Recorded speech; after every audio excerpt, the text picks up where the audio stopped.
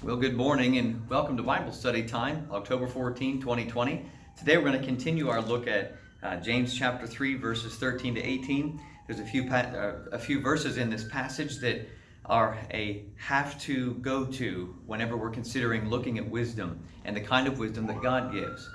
So we're going to spend just a couple of minutes reviewing where we were last time we were together for our Bible study, which is just taking a look at James as a person and taking a very quick look at his letter, just in review, so that we can be reminded of who he was, what it was he was trying to get at in his letter, and then we're going to get into our passage today. We're going to look at wisdom that is not from above today. That is the goal I have, just looking at that and letting that simmer on our minds for a while as we consider the kind of wisdom that we exhibit and that we seek and search for in light of what James says this kind of wisdom is. So we're going to read through our passage, we're going to pray. We're going to consider a little bit about the passage, the text itself, the letter itself, and James as a person, and then get right into it. So pray with me.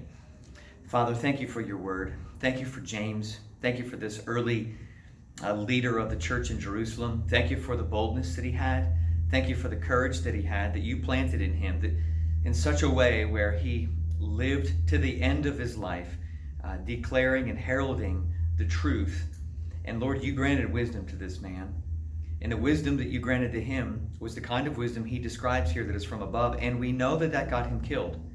Help us to see that this is the kind of wisdom that you desire we have, even though there's a heavy price tag that might come with it. It might come with relationships that are hurt or broken.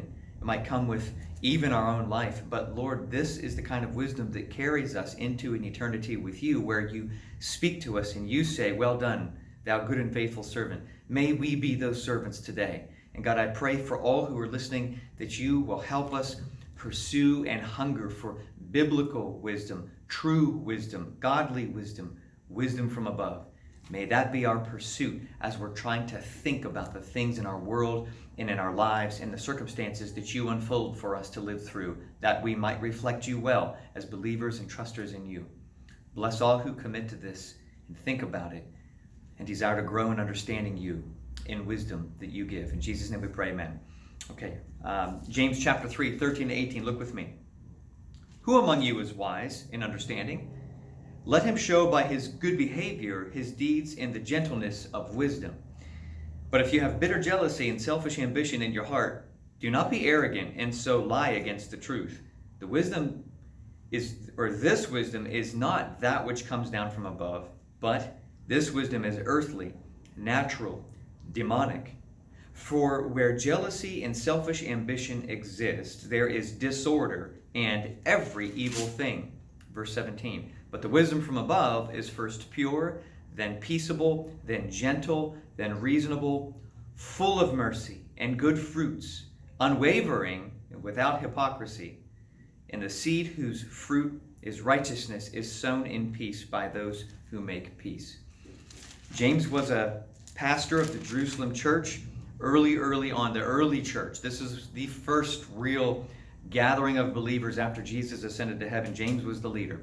And James is a guy who was bold, and his life was taken from him because of a wise boldness that he had in a very uncertain and unsettled time as the church was growing up and out of Jerusalem, as persecution would begin to hit in waves.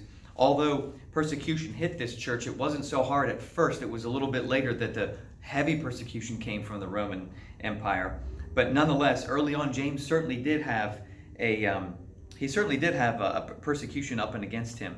As a person, James he's looked at as a guy who had a boldness about him because of the way he spoke, and we see a bit of how he speaks just in his letter. He speaks very blatantly with words that a lot of people really wrestle with and have a hard time with, just because of the way he forms his words and his sounds and his letters and his sentences. Even at the beginning of the letter, he says, consider it all joy, brothers and sisters, when you encounter various trials, knowing that the testing of your faith produces endurance, and let endurance have its perfect result, so that you may be perfect and complete, lacking nothing. This is not speech that would seem from a regular human standpoint logical. This is speech that is provocative, and it is speech that carries with it a wisdom from above that he exhibits throughout his letter. And we know that from this point in chapter 1 of James, he goes from this provocative grouping of statements about consider it joy when you fall into trials, which does not seem wise, but we know that it is when we recognize the trials have been dealt and handed by God for our good and for our growth and for our perfection so that we lack nothing. This is James' speech getting right into verse 5 of chapter 1 where he says, if anyone lacks wisdom, let him ask of God who gives liberally or generously without reproach and it'll be given. He's starting right off the bat with speech that is in your face and bold and courageous in a world where speaking like this gets you killed, and it did eventually get him killed. This is something to see right off the bat. It's not gentle speech, it's provocative speech, and it's the kind of speech to draw you out of the woodwork and make you uncomfortable on purpose. Because God desires that we not feel comfortable when we read the book of James. James has a lot to say, and boy, his tongue, we recognize from his words, he's trying to prove a point, the point that God has for him to prove, but boy, he's using every ounce of his personality in his writing. And we see that wisdom, though, from the get-go is on the docket to think about and to be considering as we read the whole letter. He brings it up just a few sentences into the letter. Excuse me. So James as a person was a bold person. He was a man who was definitely a leader. He was a man whose faith wasn't early on was not real strong until the resurrection. He struggled with believing about Jesus himself. We see in other documents relating to this man, but we know he did in fact believe Jesus was the Messiah, and he teaches about Jesus' kingship and his godness throughout his letter. His epistle itself, if you were to read through this theme of wisdom, he carries it through all the verses in chapter 1. He gets into chapter 2, beginning with verse 1, brothers and sisters, do not hold your faith in our glorious Lord Jesus with an attitude of personal favoritism. If man comes into your assembly with a gold ring dressed in fine clothes, and there also comes a poor man in dirty clothes, and you pay special attention to the one who is wealthy with fine clothes, and say, here, sit up front, and you say to the poor man, sit down or get in the back, you've made distinctions among yourselves, haven't you become judges with evil motives? He's going over and against poor and those stricken with poverty, even in the early church. He's going against it from the get-go in his letter. This is not seemingly like wisdom. It doesn't seem wise to do that. This is not culturally sound in his world. Yet he speaks with a kind of wisdom that he's declaring we seek after, which is wisdom that comes from above. This matters as we get into our chapter, because we're going to take a look at wisdom now, and we're going to ask, what is it about this wisdom that he's speaking of, that he's speaking with? What is it about this that we need to see? How does this apply to me? Why does it matter for me? And we get to chapter 3:13 in our text today, and we see this point about wisdom he brings up in all of its light and opens the package and says, let's take a look at this wisdom. And he says, verse 13 in our text today, who among you is wise and understanding? How many of you have received the kind of wisdom that has been exhibited by counting it all joy when you face trials? The kind of wisdom that seeks wisdom from God and saying, God, let me have a mind that you desire that I have. Help me see things and see people the way you see things and people. Help me see rich and poor the way you see rich and poor. Rich meaning worthless when it comes to earthly riches. Valuable when it comes to poor who actually consider you as valuable. This is the kind of wisdom that James is speaking about. And when we see this, he's like, well, who among you is wise and understanding? Which one of you, Christians, which one of you, young Christians, actually have this kind of wisdom? Let him show it by his behavior, he says in verse 13, and his deeds and gentleness that is associated with the kind of wisdom that James exhibits. And you might say, wait a minute, James was provocative, he didn't seem gentle. Gentleness and meekness does not mean not provocative. Gentleness and meekness doesn't mean he's not going to confront wrong. It doesn't mean non-confrontational. Gentleness means I know how to, in wisdom, see and discern truth, and because of that, see and discern false, and confront false with all my might because of the wisdom God's planted in me. This is the kind of wisdom that James is speaking of, and he's saying, which one of you is wise? Shouldn't I see it by your good deeds? Shouldn't I see it by your good behavior? Shouldn't I see that, James says?